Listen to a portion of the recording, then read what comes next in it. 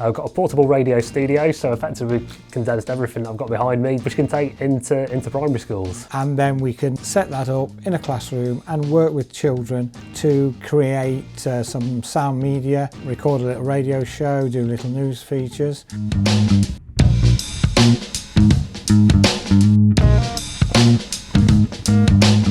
We want this to be an educational device, so it feeds directly into the work that we've been doing already. So although it's a really good, fun, interactive day for the school and the children, it is also educational as well. But we know that when we bring kids from local schools to have a tour of the Erewash Sound studios, they're just wowed and they're taken over by everything. And so we took that one step further and said, well, if we can take this into schools, make it part of the learning, part of the day, and really enforce the curriculum by taking something they enjoy with studio and get them hands-on with it.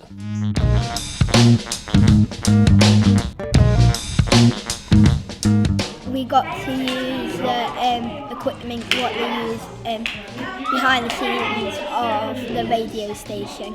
Because it's fun and you get to learn how to edit things and do stuff. It helps kids learn technology and learn things what they use behind the scenes.